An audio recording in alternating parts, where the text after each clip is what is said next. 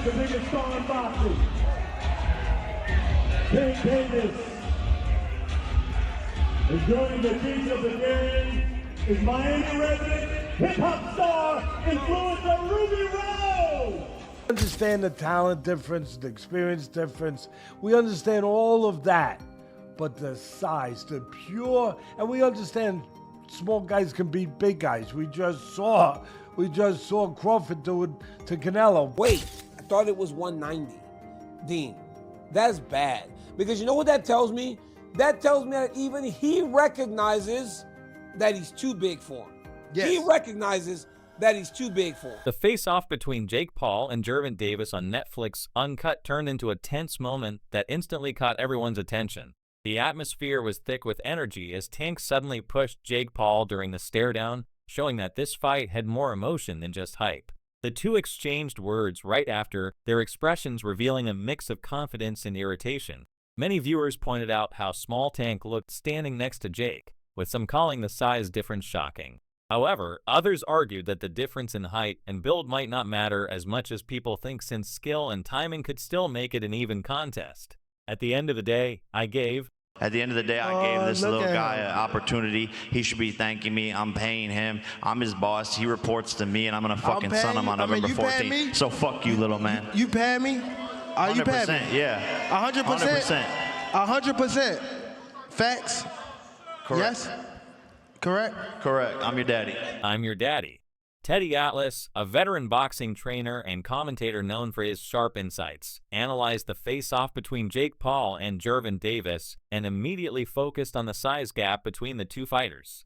In his view, the difference wasn't just noticeable, it was overwhelming. He described Jake as towering over Tank, saying the smaller man would need a ladder to even reach Jake's chin. For Atlas, boxing has always been about skill, timing, and willpower, but physical dimensions still play a key role when the gap becomes extreme. He drew a comparison to when Canelo Alvarez moved up to challenge Terence Crawford, noting that even though Canelo stepped into a heavier division, the two still looked naturally compatible. In this case, however, Atlas believed the physical imbalance was far too wide for it to be fair competition. He explained that Davis might have the experience and explosive power to surprise anyone, but against someone as tall and strong as Jake Paul, the matchup looked mismatched from the very beginning. Things right. They should also have like the size of the ring, the size of the glove, all that stuff. Particulars should be in the contract. But I would probably look for one thing that is not the common thing to have in a contract if I'm Tank. A ladder. A ladder. Can I get a ladder? Somebody? You know what I mean? Hey, look, if he hits him on the chin the way he can punch, Jake might be doing a dance. You know what I mean? Not voluntarily either. But we'll get into that more later. The thing that I'm talking about right here is what you said. It was stark. The size difference was really, you couldn't ignore it. We understand the talent difference, the experience difference. We understand all of that. But the size, the pure, and we understand small guys can beat big guys. We just saw Crawford do it to Canelo, but a little different. The size difference was, it was eye-catching, jaw-dropping. And it made me think, and I'm going to ask Richie, our man here who's doing all the taping, who does such a marvelous job. I'm going to ask him, because I know he's an expert in this area, but it reminded me of one of the Rocky movies where they had the face, where they did the wrestling thing with Rocky and Hulk Hogan, a.k.a. Thunderlips. He was Thunderlips back there. And I thought I had it right, and it was confirmed to me. It's Rocky III. Greg Hackett, a respected boxing coach and trainer, shared his thoughts on Gervonta Davis's approach and expressed confidence in Tank's mindset. According to Hackett, Davis is not easily distracted by the noise surrounding the fight or by the hype that Jake Paul's promotional team generates. He said Tank knows what he wants and how to get it. Inside reports from the gym reveal that Davis has been training with intense focus, showing no sign of underestimating his opponent. His sparring partners described him as sharp and relentless, pushing himself beyond usual limits. It's something for you new to do to try to keep you fresh and this and that, keep your name hot. You got to stay in the algorithms. You know, it's just a lot of pressure on fighters. And I feel like Tank being at, what is he, 30 years old? And you got kids. See, what people forget about is it come a time in a man's life where he just wants to slow down. You know what I'm saying? We can't all run around like we used to back in the day. I mean, that's tough to do. Sometimes you just want to sit down, enjoy your fruits. And I feel like that could be what he's going through. He want to just enjoy the fruits of his labor and enjoy life. And people don't want to hear that because they feel like you got more work to do.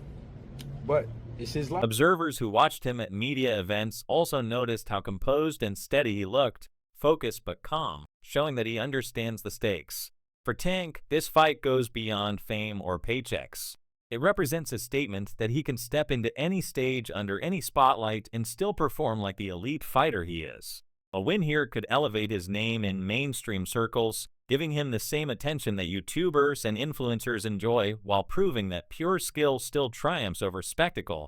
In the press conference, and you can just look at him and tell, like, no, this dude he's going to get this money for sure because there's so much money out there to be had. But Jake Paul better be not playing around, man. Not get cute, not play any games. Don't hit him in the back of the head. Don't rabbit punch him. Don't do any of that stuff, man, because Mike Tyson. First of all, Mike Tyson, a lot of people think Mike Tyson was pulling punches on Jake Paul, and a lot of people think that Anderson Silva was pulling punches on him too. You're not going to have a little Gervonta out there pulling punches on you, man, if you're out there playing games. So, I don't like the fight at all. However, as far as it being an entertaining situation, I almost guarantee you that fight itself is going to be entertaining. That it's going to be something that you look at and you're going to say, man, everybody's going to watch it. Everybody's going to want to know what happens in it.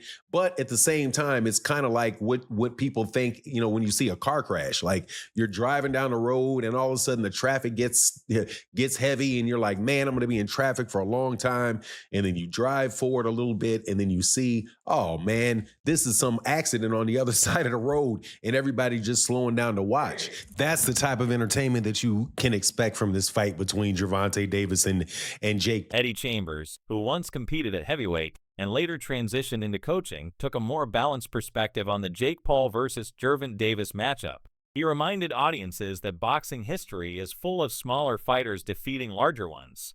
According to Chambers, people focusing too much on size overlook the importance of timing, experience, and technique. He cited past examples where skilled, disciplined fighters overcame bigger and stronger rivals through superior intelligence and ringcraft. In his view, Jake's height and reach might help him early, but Davis's explosive footwork and tactical awareness could quickly close that gap. Chambers stressed that fights aren't won by measurements, but by execution under pressure. He concluded that while Jake's physical advantage is undeniable, Tank's precision and instinct could still make him the more dangerous fighter once the bell rings. That something like this can happen, but this is social media, this is what is created. There's a lane that Jake Paul has created. Honestly, I'm not mad at him for it. He's gotten a lot of fighters and, actual fighters some shine. It also has done for women's boxing a lot. So I'm not mad at him for what he's been in boxing, what he's created. This is a little crazy. This is a little crazy. And a lot of people will say, Tank is too small. Let me tell you something. Anybody that gets in the ring with Tank that is not a damn dinosaur is going to feel something from it. And it ain't going to be easy to hit it. Got boxing IQ. He may not sound like an intellectual guy when you hear him talk, but he knows the ring inside and out. So there's nothing that Jake Paul can do aside from make it extremely ugly by grabbing him and probably trying to throw him to the ground. I don't know what else, bite him. I don't know, but I mean, the skill level alone. Now, of course, there is a size difference, a height difference, and all that. But he's just going to struggle so much landing a shot. It's just going to look bad. To me, this is the way I see it. It's going to look bad. Tank is going to be too fast.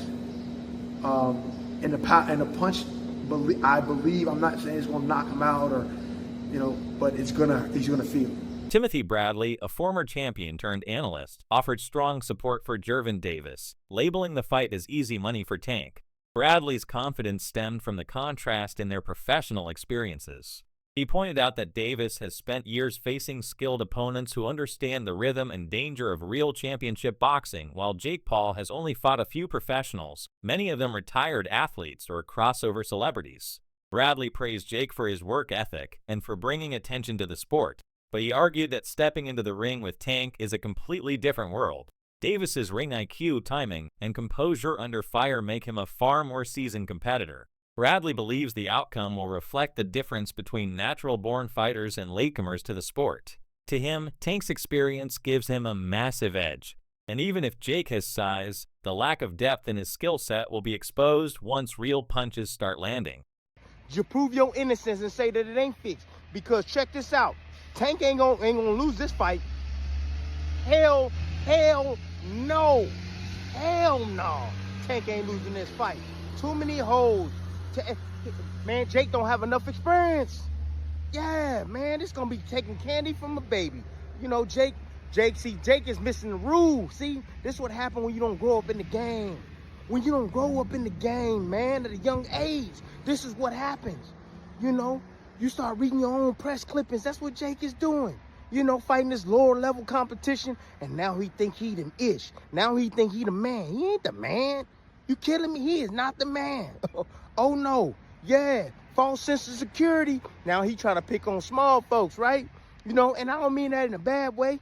Yeah, I'm just saying size-wise. Yeah, that's another thing, boxing one-on-one. You can't pay attention to size. Hell no, I told y'all it's the size of the heart, right? In that damn dog. It ain't the size of the damn dog, and I told y'all that, man. Yeah, it's the same thing here. And it's about the smartest dog. Tank too smart for him. Tank got too much boxing IQ for Jake, man. This gonna be easy. Easy. Like I said, man, Tank, please, man. Don't do this to boxing, bro.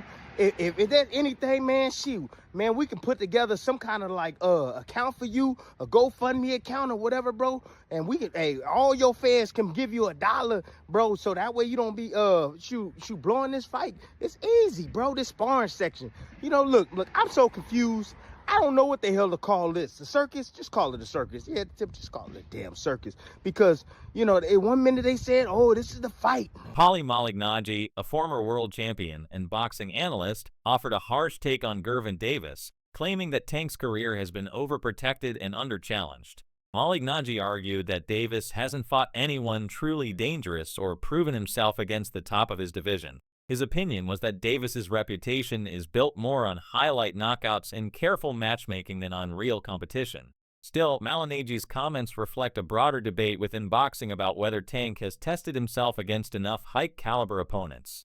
While fans often defend Davis's skill and knockout power, critics like Paulie insist that greatness requires taking risks against top-tier fighters. Despite the criticism, Davis remains one of the sport's biggest draws, known for his speed, accuracy, and power, even if his resume continues to divide public opinion. He's trying to clown people, but then he admits that Tank is the biggest name in Western boxing. So doesn't even make sense. Listen again. Boxing, either the fans have gone down to the dumbest level possible, or the media themselves have gone down to the dumbest level possible for.